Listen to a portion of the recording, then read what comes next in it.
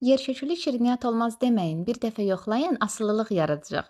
Yerkökünü sirkəcin iri gözündən keçirdim. Sıxa-sıxa yığsanız bir stəkan edəcək. Yumurta və şəkər tozunu mikser ilə ağarana qədər qarışdırdım. Üzərinə süd və duru yağ əlavə edib təkrar mikser ilə qarışdırdım. Ələmiş unu, qabartma tozunu və vanili də əlavə edib əvvəlcə spatula ilə, daha sonra təkrardan mikser ilə qarışdırdım.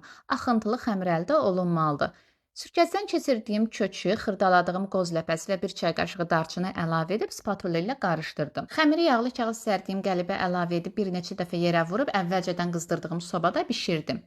Ərzaqları və lazım olan məlumatları açıqlama bölməsinə qeyd edəcəm. Soyandan sonra tərs çevirib üzərinə şəkər pudrası səpdim. Budur artıq hazırdır, yumuşaq və olduqca ləzzətlidir.